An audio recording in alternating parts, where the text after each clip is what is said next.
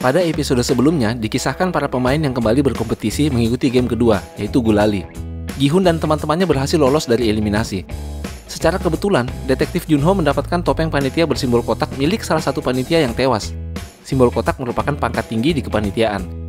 Sementara itu, salah satu pemain, yaitu Pak Dokter, terlihat sedang bersekongkol dengan sebagian panitia untuk melakukan sesuatu yang belum diketahui apa itu.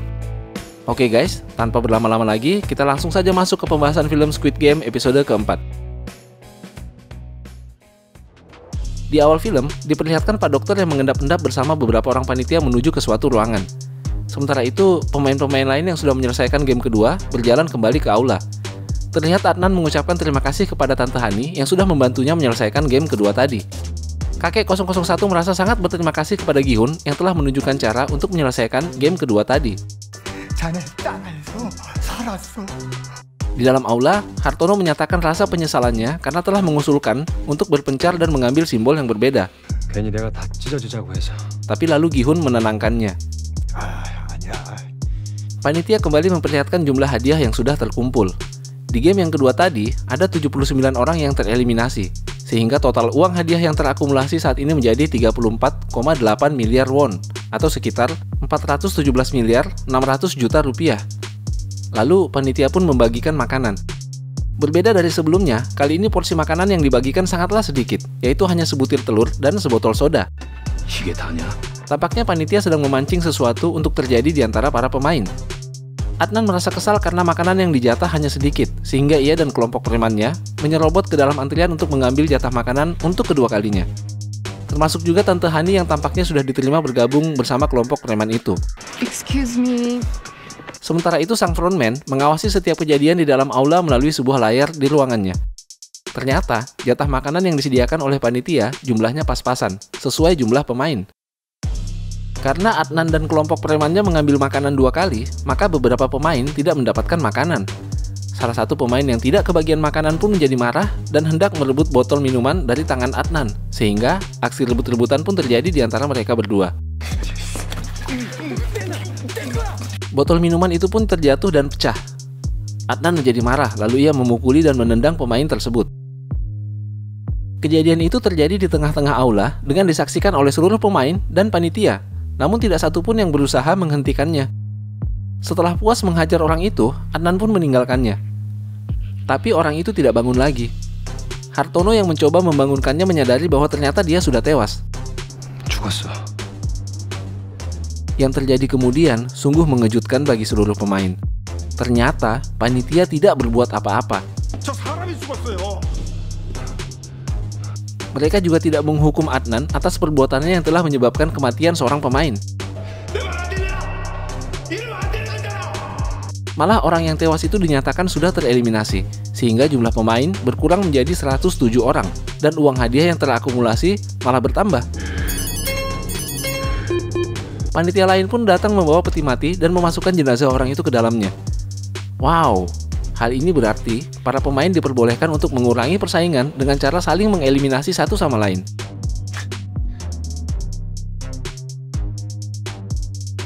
Sementara itu, detektif Junho mulai mengenakan topeng bersimbol kotak dalam penyamarannya. Dengan demikian, ia bisa lebih leluasa bergerak menjelajahi tempat itu karena simbol kotak menandakan pangkat yang tinggi. Di tempat lain, diperlihatkan Pak Dokter yang sedang sibuk bekerja di sebuah ruang bawah tanah.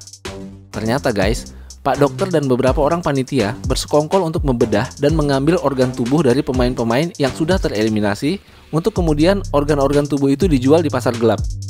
Sebagai gantinya, Pak Dokter akan selalu diberikan informasi mengenai game yang akan dimainkan berikutnya. Di dalam aula, Hartono menyadari sesuatu. Dia menduga semua hal yang terjadi adalah siasat yang sudah direncanakan oleh para panitia supaya para pemain saling mengeliminasi. Panitia sengaja menyiapkan makanan dengan porsi kecil dan jumlah yang pas-pasan agar terjadi konflik di antara peserta. Kelompok preman pun tampak sedang merencanakan akan melakukan sesuatu setelah lampu dipadamkan. Hartono menyarankan mereka untuk tidak tidur dan berjaga-jaga setelah lampu dipadamkan. Mereka pun mengatur strategi apa yang harus dilakukan jika terjadi serangan dari kelompok lain. Gi-hun melihat Yuli yang sedang duduk sendirian karena tidak punya kelompok. Ia pun memperingatkan Yuli dan mengajak Yuli untuk bergabung bersama kelompoknya apabila malam nanti terjadi keributan. Sementara itu di ruang operasi, Pak Dokter sudah selesai membedah dan mengambil organ-organ tubuh yang akan dijual. Organ-organ itu pun dimasukkan ke dalam sebuah peti. Kemudian masuklah panitia nomor 28 yang bertugas untuk mengirim peti berisi organ-organ tersebut untuk dijual kepada pembeli. Tapi temannya heran karena ia hanya datang sendirian, sebab biasanya ia datang bersama temannya yang bernomor 29. Nah, kalau kalian masih ingat, panitia nomor 29 adalah orang yang dilumpuhkan dan identitasnya digunakan oleh detektif Junho untuk menyamar. Si nomor 28 ini tidak mengetahui di mana keberadaan nomor 29. Pak Dokter lalu menagih para panitia untuk memberitahukan info mengenai permainan berikutnya. Lalu seorang panitia memberikannya sebutir telur.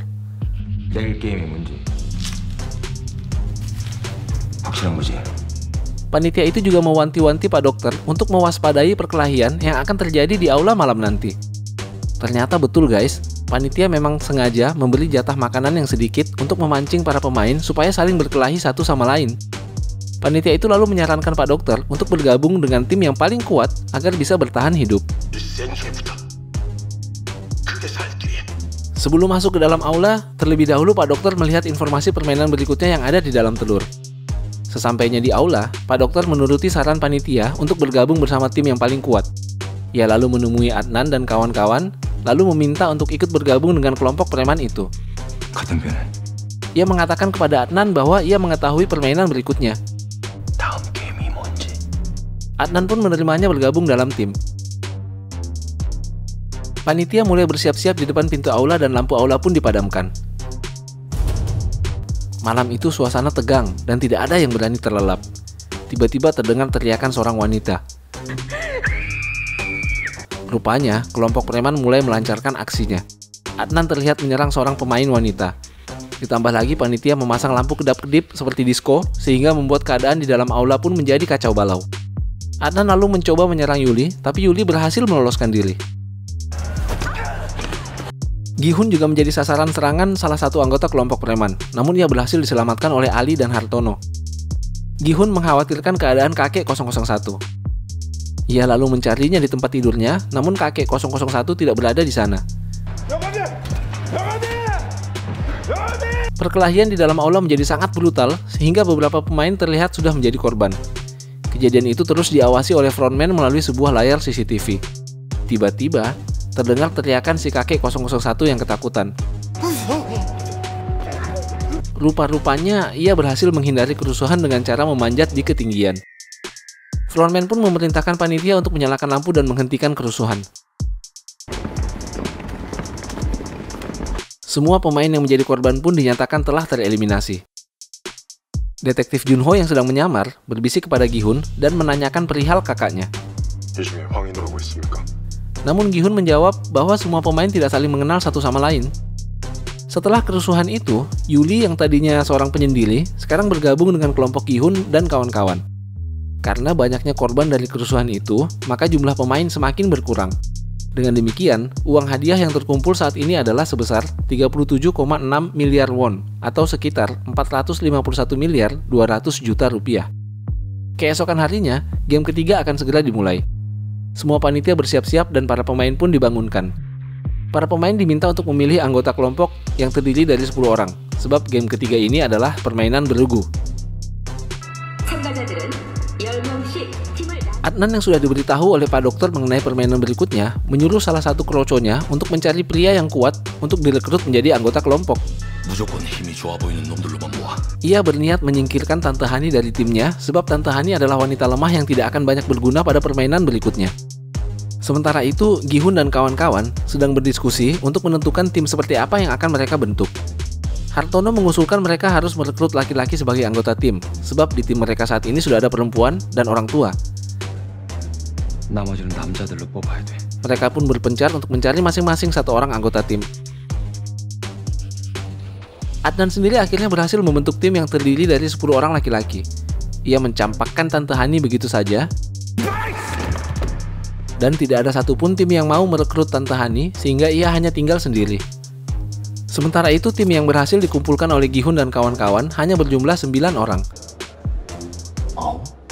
Masing-masing berhasil mengajak satu orang laki-laki, hanya Yuli yang mengajak seorang perempuan muda yang gayanya cuek sekali, bernama Ji Yong. Kakek 001 tidak berhasil merekrut siapapun. Tante Hani yang disingkirkan oleh Adnan lalu menawarkan dirinya untuk bergabung. Mereka tidak punya pilihan lain sebab waktu untuk menentukan tim sudah selesai. Tante Hani pun bergabung bersama Gi-hun dan kawan-kawan. Kemudian para pemain pun dibawa ke arena permainan. Ternyata permainan ketiga adalah tarik tambang. Tim yang bertanding akan bermain di ketinggian dan dipisahkan oleh sebuah jurang di tengah-tengahnya. Tim dinyatakan menang apabila mereka berhasil menarik lawannya hingga terjatuh ke dalam jurang tersebut. Hasil pengundian menunjukkan bahwa tim yang akan bertanding pertama kali adalah tim nomor 1 alias tim preman melawan tim nomor 7 yang kelihatannya tidak begitu kuat. Betul saja, tim 1 dapat dengan mudah mengalahkan tim 7. Seluruh anggota tim 7 jatuh ke dalam jurang dan dinyatakan tereliminasi. Di situ terlihat salah satu pemain yang kalah sebenarnya belum mati. Tapi seorang panitia memasukkannya ke dalam peti mati dan menandai peti mati tersebut. Undian untuk ronde berikutnya mempertemukan tim 4 alias Gi-hun dan kawan-kawan melawan tim 5 yang terdiri dari laki-laki seluruhnya. Dalam perjalanan menaiki lift menuju arena, kakek 001 membagikan strategi dan siasat jitu untuk bisa menang dalam sebuah pertandingan tarik tambang meskipun melawan tim yang lebih kuat. Dengan menerapkan siasat dari kakek 001, Gi-hun dan kawan-kawan hampir saja memenangkan pertandingan dengan cepat.